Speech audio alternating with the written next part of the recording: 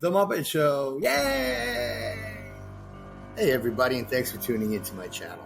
I'm going to be posting videos about various TV shows that I grew up on, TV shows that I considered were very funny, and that entertained me a lot. Unlike some of the shit that we see nowadays, forget about it. This one takes me way back. As a kid growing up in the 70s, The Muppet Show was a must-see. It was on Monday nights on CBS at around 8 p.m.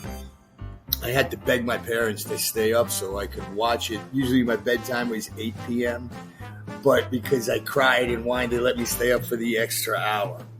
You see, back then we didn't have social media or nothing like that. You know, you watch the show and next day on the school bus, everybody talked about it. And God forbid you missed the show. You were ridiculed, abused, and laughed at. I mean, the Muppets were just a staple for elementary kids like myself back then. Now, you have to remember, this was the era where as kids we had Sesame Street, Electric Company, Zoom, Mr. Rogers, just to name a few. I mean, they had puppets on there, and then they had the Saturday morning cartoons with puppets on there. But there was never really any show that only featured puppets. Well, as far as I can remember. I mean, shit, how many years are we going back? I'm 55 over here. But anyway, the Muppets just became an instant hit with all us grade school kids. It was a variety show like we'd never seen before. Now, there had been previous variety shows on TV, like the Jackie Gleason show, the Red Skeleton show, and things like that, but they were geared towards adults.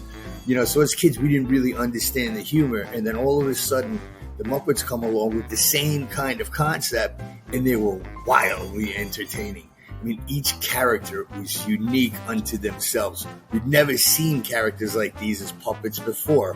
It just mesmerized us. And even by us, I mean the adults, too, started to get into it and watch this show. So I dug a little deeper and found some interesting fun facts about the Muppet Show you might not have known. All right, here's the first fun fact that I found out that I did not know. All the Muppets are left-handed. I never noticed that before.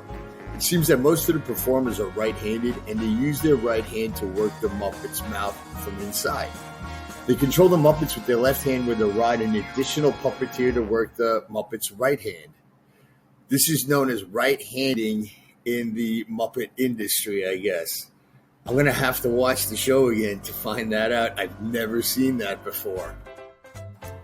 All right, you ever see the Homer Simpson episode, the Simpsons episode, I should say, where Homer Simpson explains what exactly a Muppet is?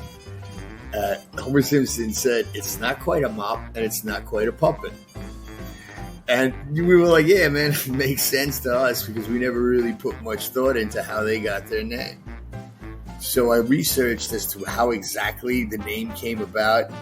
And Jim Henson had once told a reporter that, you know, it's not quite a puppet, it's not quite a marionette, so he just married the two words together, Muppet. But I dug a little deeper, and I also found out that Jim Henson just thought the name was really cool, man, so he named them the Muppets. It really doesn't have any kind of in-depth anything to it. You know, Jim Henson thought Muppets? Well, the Muppets it is then. I thought that was pretty cool, man. All right, here's something else that I found that was pretty cool that I absolutely did not know. It seems in 1969, the Muppets got their very own show, and it was called Sesame Street. I never knew that Jim Henson was the one that started it on Sesame Street. I mean, the show introduced us to iconic characters like Oscar the Grouch, Cookie Monster, Grover, Bert and Ernie, and Big Bird, all classic characters that I can picture in my mind vividly. Okay, remember when I said about how there was no variety shows for kids back then? Well, that's the exact same thinking that Jim Henson was thinking when he created The Muppet Show. The Muppets basically were showcasing stories of a ragtag group of Muppet vaudevillians as they put on a live variety show every week with a human host. For those of you that don't know what vaudeville was, it was the entertainment back in like the 1910s and the 20s and the 30s where various performers would travel around the country and put on these variety shows for people. You know, it was a live act. You know, there was no TV. Radio was just in its infancy and everything, so people went out to go to the theaters. And that's how vaudeville was born.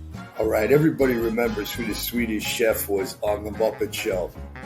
And the one thing that always stood out is the Swedish chef had real hands. He didn't have Muppet hands. And they did this because they wanted the reality of the Swedish chef to look like he's actually cooking. And I guess the puppet hands just didn't work, so they put real hands in there. The Muppet